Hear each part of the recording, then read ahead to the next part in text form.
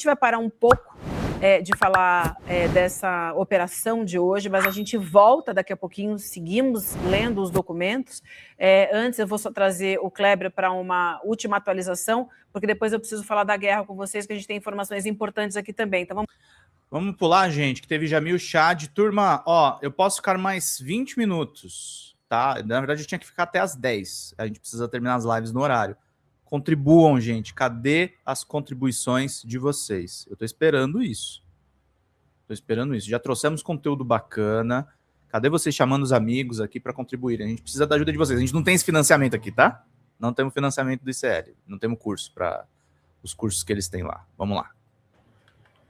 Eu não tô ouvindo o Jamil. Obrigado, seu Mita. Agora sim. Bora, gente. Tô te ouvindo, Jamil. Tô te ouvindo. Pode seguir, por favor.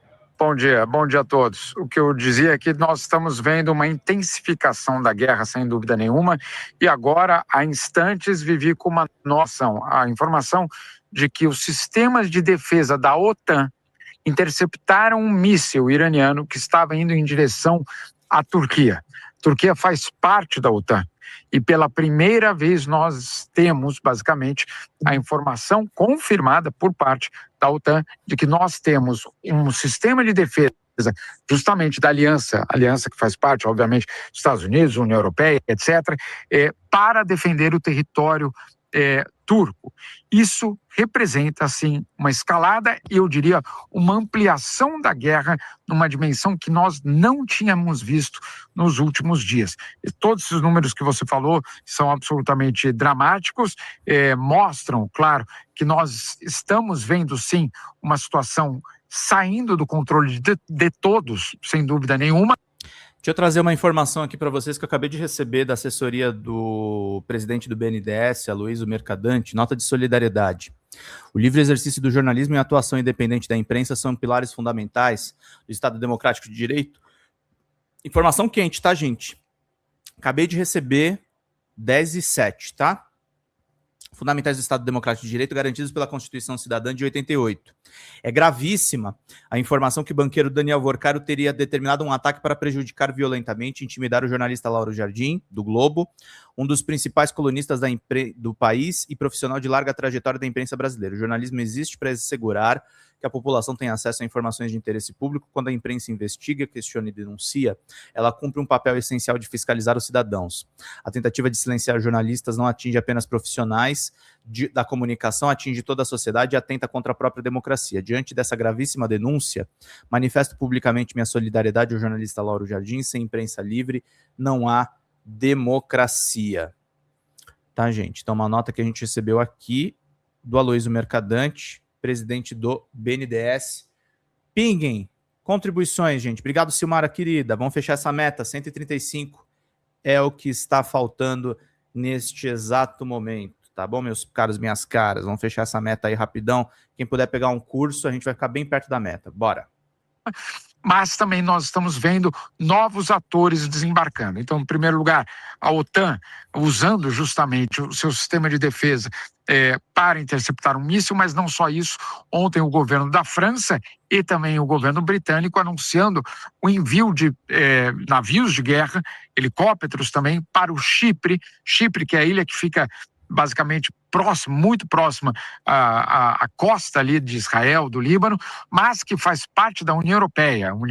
O Chipre é um dos membros da União Europeia e é um local onde os britânicos também têm uma base militar.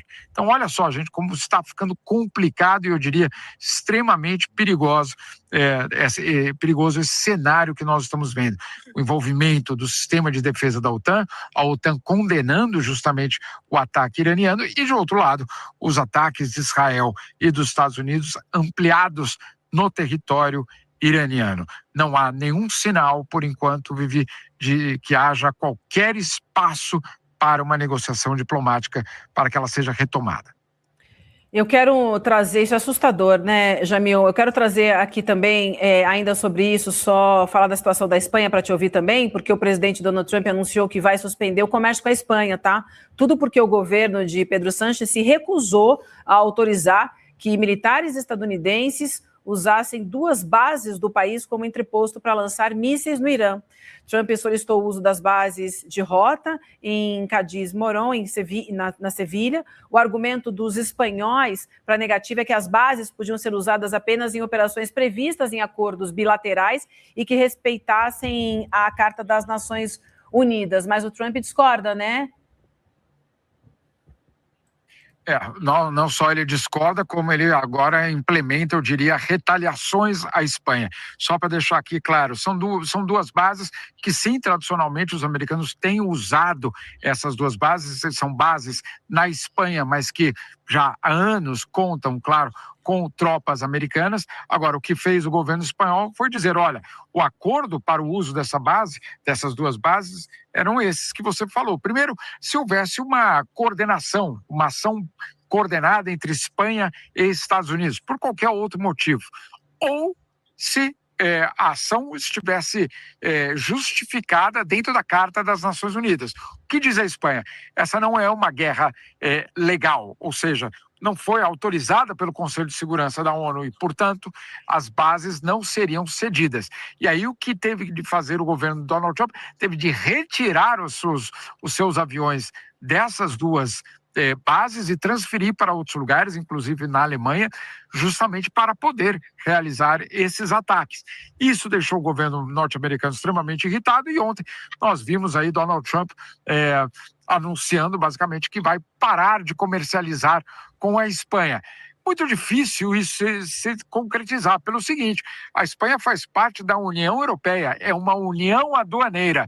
Não há como você parar simplesmente de fazer comércio com a Espanha, porque principalmente, por exemplo, aqui vamos dar um exemplo muito claro, não vendo mais meus produtos para a Espanha, não tem problema, vende para Portugal, e de Portugal eles passam imediatamente para a Espanha, porque há uma união aduaneira dentro da Europa. Então é uma declaração, obviamente, de força, não sabemos ainda o que isso significa na prática, mas mostra mais uma vez o caráter de Donald Trump, aquele caráter de que se não é do jeito dele, então teremos retaliações. Enfim, fica muito claro que o direito internacional, o direito comercial internacional, as organizações internacionais, todas essas instituições estão sendo rasgadas diante dos nossos olhos por Donald Trump.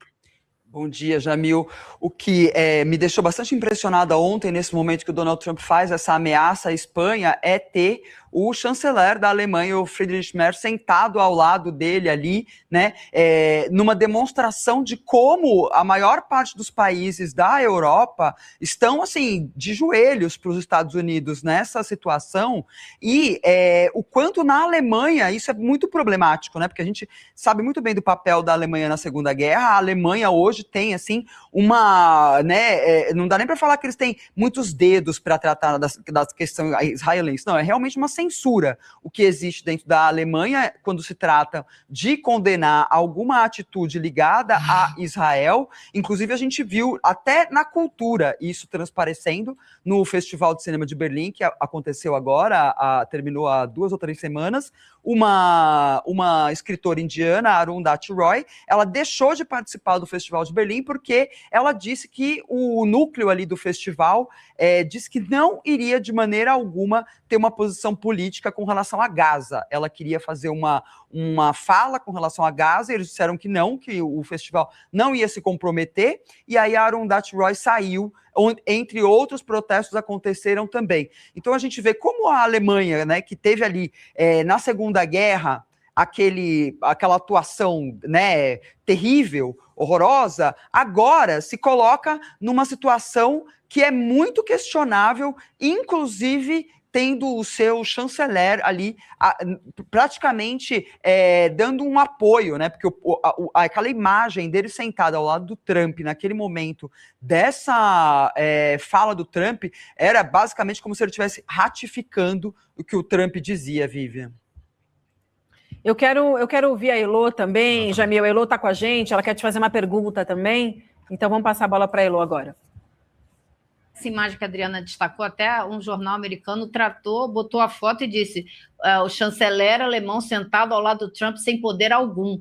Então, é mais do que chancelar, é se submeter, é ser submisso aos interesses. Mas, Jamil, eu queria te perguntar um pouco dessa sensação que a gente está tendo agora, que me parece bastante concreta, e você mencionou isso, de que ninguém mais tem controle sobre o que está acontecendo. Quer dizer, esse conflito ele pode andar em várias direções ao mesmo tempo e ninguém mais segura. Agora eu estava vendo que tem tropas já do Irã avançando por terra para a área do Kurdistão, ali mais perto da Turquia, né? E já está tendo ali algum tipo de combate ali. E isso vai ser ainda um problema ainda maior, porque a Turquia tem problema com os curdos já foram usados no passado pelos Estados Unidos, foram armados antiga para enfrentar o Iraque, ou seja, você vai ampliando a coisa numa proporção inimaginável, né?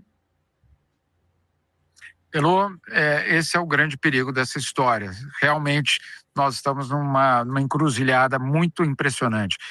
Você falou justamente dessas tropas iranianas indo para a região do Kurdistão, ou pela região, basicamente, onde há uma maioria curda. Não é por acaso. Ontem, a CNN Internacional deu uma notícia que talvez não tenha tido a repercussão que ela mereça, que é justamente o governo norte-americano já pensando num financiamento, num tipo de apoio financeiro a milícias curdas dentro do Irã, para que ajudem justamente na ofensiva contra o regime dos ayatolás. Ou seja, aquela velha estratégia norte-americana de financiar grupos de oposição dentro dos próprios países que são alvos, obviamente, ou são colocados no centro dos interesses norte-americanos, claro, para tentar derrubar o governo, criando, no fundo, uma guerra civil. E aí, o que nós estamos vendo, sim, é um conflito que começa a ir a partir, basicamente, de todas as direções. Em primeiro lugar, essa questão vamos dizer assim, da dimensão terrestre. O Irã é um país gigantesco, é um país com quase 90 milhões de habitantes, é um país que tem, obviamente, uma estrutura muito desenvolvida em muitas regiões do país. Então, esse é um primeiro aspecto. O segundo aspecto é o que isso tudo representa para o Golfo. Golfo que se apresentava como aquele lugar absolutamente seguro, para onde justamente alguns dos nossos personagens aí preferidos da política nacional, eu diria do sistema financeiro também, fugiam quando a questão ficava insegura no Brasil. Olha só que curioso, né? Nós estamos vendo justamente esses locais absolutamente impenetráveis, mostrando que eles não são tão impenetráveis. E aí, Arábia Saudita também, mas Dubai, Doha, etc. É um conflito que abre muitas portas. Tenho conversado aqui na ONU com muita gente muito preocupada para a direção que isso tudo vai. Lembrando que nós temos, neste momento, a OTAN, o sistema de defesa da OTAN sendo acionado. Nós temos um navio de guerra francês com propulsão nuclear chegando na região. Nós temos o governo britânico mandando reforços. Nós temos o governo norte-americano já com 50 mil soldados que a Vivi citou e ainda reforçando essas posições nos próximos dias. E temos os países do Golfo tentando se articular para dar uma resposta coordenada aos ataques que eles estão sofrendo. Olha, não tem como dizer de outra forma, é uma encruzilhada absolutamente crítica para o mundo. Fala galera da Folha TV, não se esquece de se inscrever aqui no nosso canal para assistir programas como Folha Notícias Manhã, Folha Notícias Noite, o nosso Folha Entrevista e o nosso Barzinho das Meninas. Muitas coisas bacanas a gente acompanha por aqui.